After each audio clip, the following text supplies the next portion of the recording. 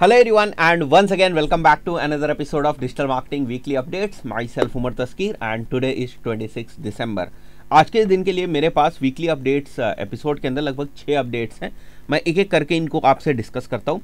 सबसे पहली जो अपडेट है वो साइट मैप से रिलेटेड है और ये चीज़ मैंने कई बार बोली हुई है, कई बार गूगल ने भी ये चीज़ बोली हुई है, गूगल के अलग अलग ऑफिशियल्स ने भी इस चीज़ को समझाया हुआ है कि साइट मैप्स ना किसी भी तरीके से इंडेक्सिंग की गारंटी नहीं है। अगर आप अपनी वेबसाइट के ऊपर साइट मैप्स लगाते हैं, इसका सीधा सा मतलब ये होता है कि आप गूगल को बता रहे होते हैं कि हमारी इस पर्टिकुलर वेबसाइट के अंदर कौन कौन से यूआरएल्स हैं और ये यूआरएल्स किस तरीके से एग्जिस्ट करते हैं, किस हायरार्की पे एग्जिस्ट करते हैं। ये चीज़ आप बेसिकली गूगल को बता रहे होते हैं। बट किसी भी तरीके से ऐसा नहीं होता है कि साइट मैप्स लगा देने का मतलब कि अब इंडेक्स हो जाएंगे पेजेस हमारे। अगर हमने साइट मैप्स लगा दिया तो ऐसे कोई चांस नहीं है कि हमारे पेजेस जो है वो इंडेक्स ना हो, ऐसा नहीं है। तो एक तरीके से साइट मैप्स आपकी इंडेक्सिंग की प्रोसेस को इजी कर सकते हैं, आसान कर सकते हैं, बट साइट मैप्स किसी भी तरीके से इंडेक्सिंग की गारंटी जो है वो नहीं ले सकते। तो आप ये मत समझिए साइट मैप्स लगाने का मतलब ये हुआ कि इंडेक्सिंग हो ही जानी है। ये चीज़ मैंने कई बार भी बताई हुई, अलग अलग वीडियोस में मैंने बताया हुआ है। सेकंड जो इंपॉर्टेंट चीज़ है वो गूगल की SERP टेस्टिंग से रिलेटेड है। गूगल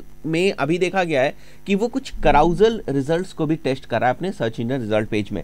इसका मैं अगर आपको एग्जाम्पल दिखाऊं तो यहाँ पर आप देख सकते हो, यहाँ पर किसी ने एक स्क्रीनशॉट डाले हुए हैं। जैसे यहाँ पर अगर आप देखो तो यहाँ पर जैसे अगर आप देखो तो इन्होंने goodfirms.co जो मेंशन किया हुआ है, जिसकी वजह से यहाँ पर कराउजल टाइप के जो रिजल्ट्स हैं वो SERP में दिख रहे हैं। गूगल ऐसे बहुत सारे टेस्ट जो है वो रेगुलर बेसिस पे करता रहता है। तो अगर आप बहुत सारे लोगों के ट्विटर अकाउंट्स वगैरह फॉलो करते हैं, फेमस SEO पर्सन्स वगैरह SERP पे जो नज़र रखते हैं, उनके अगर आप ट्विटर अकाउंट्स को फॉलो करते हैं तो बेशक आपको टाइम टू टाइम इस टाइप की जो न्यूज़ है वो देखने को मिल जाती है कि गूगल क्या क्या नई नई चीज़ें टेस्ट कर रहा है। बहुत सारी चीज़ें इसमें से रोल आउट हो जाती हैं, बहुत सारी चीज़ें कुछ टाइम के बाद हट जाती है, कुछ रोल आउट होने के बाद फिर हट जाती हैं। और बात हमें समझ में भी आती है कि गूगल जितने भी डिसीजंस लेता है ना, वो इस चीज़ को ध्यान में रखता है कि लोगों का इससे क्या फ़ायदा हो रहा है। उसको अपने फ़ायदे की बाद में पड़ी हुई, पहले उसे आपका फ़ायदा कराना है। अगर आपका फ़ायदा हो गया ना एज अ यूज़र, तो आप गूगल के ऊपर रुकेंगे, गूगल का अल्टीमेटली फ़ायदा होने वाला है। तो वो पहली वाली जो कड़ी है ना, उस पर ज़्यादा फोकस करता है कि जो यूज़र्स हैं, जो उसके प्लेटफॉर्म के ऊपर आ रहे हैं, उनका मेन फ़ायदा होना चाहिए।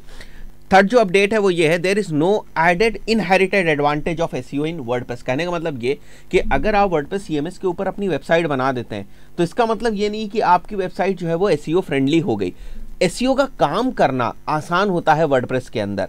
वर्डप्रेस प्लेटफॉर्म के अंदर इनहेरिटेड मतलब पहले से प्री बिल्ट ऐसी कोई फीचर्स नहीं आती हैं जो आप के लिए SEO करके देती है। आप प्लगइन्स इंस्टॉल करते हो, इसलिए आपका जो कंटेंट है उसका SEO हो जाता है। कस्टम कोडेड वेबसाइट के कंपैरिजन में जो हमारी वर्डप्रेस वेबसाइट होती है उसके ऊपर कंटेंट डालना आसान होता है, प्लगइन्स को मैनेज करना आसान होता है, टाइटल, डिस्क्रिप्शन, स्कीमा, इन सब सारी चीज़ों को लगाना आसान होता है। इसलिए हम बोलते हैं कि यहाँ पर जो SEO है वो करना आसान है। वर्डप्रेस CMS के अंदर ऐसी कोई चीज़ नहीं है जिसमें आप ये बोल सकते हो कि इसकी वजह से जो है वेबसाइट रैंक हो जाएगी, या अगर हमारी वेबसाइट वर्डप्रेस में बनी हुई है और किसी दूसरे पर्सन की वेबसाइट लेट से कोर PHP में बनी हुई है तो उसकी वेबसाइट नहीं रैंक होगी, ऐसा बिल्कुल नहीं। या इनिशियल लेवल पर वर्डप्रेस वाले को कुछ एडवांटेज मिल जाएगा, ऐसा भी नहीं है। तो अगर आप प्रॉपर SEO जैसे किया जाता है उस तरीके से करके अगर आप अपना कॉन्टेंट किसी भी टाइप की वेबसाइट के ऊपर, चाहे वो कस्टम कोडेड वेबसाइट ही क्यों ना हो, उसके ऊपर डालेंगे और प्रॉपर SEO करेंगे तो वहाँ पर भी रैंकिंग के पूरे पोटेंशियल है, प्रोवाइडेड आप सही तरीके से उसका SEO कर रहे हो। तो इस चीज़ को मैं आपको यहाँ पर दिखा देता हूँ। एक डिस्कशन में अगर आप देखेंगे तो आपको समझ में आ जाएगा।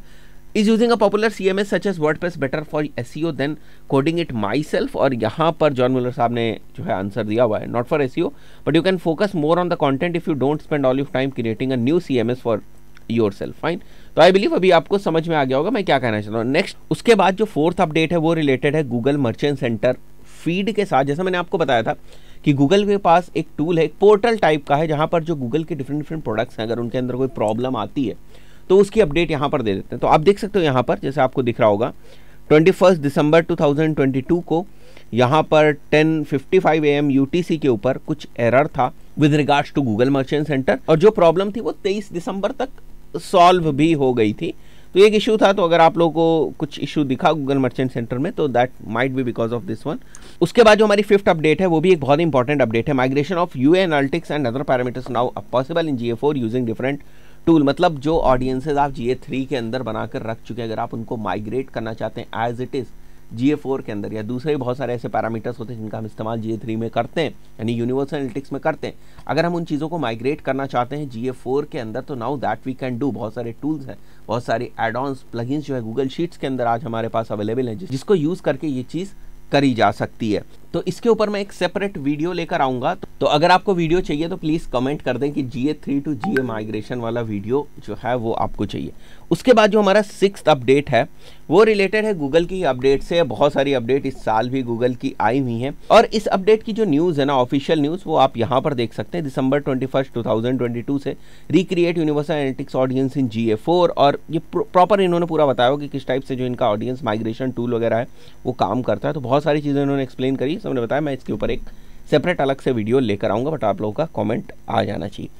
6 जो अपडेट है वो गूगल की ही अपडेट से रिलेटेड है, और इन्होंने यहाँ पर मेंशन किया हुआ है, there are no further updates this year as updates are still rolling out. जो ये स्पैम वाली अपडेट जो हमारी आई हुई थी और जो हमारी हेल्पफुल कंटेंट अपडेट आई हुई थी वो अभी भी रोल आउट हो रही है। तो इस साल अभी और कोई कोर अपडेट नहीं आने वाली है, बट अगर देखा जाए तो ये साल भी ऑलमोस्ट खत्म ही हो रहा है। तो अगर आएगी भी तो नए ही साल आएगी, और इसका जो ऑफिशियल कंफर्मेशन है वो यहाँ पर आप देख सकते हैं।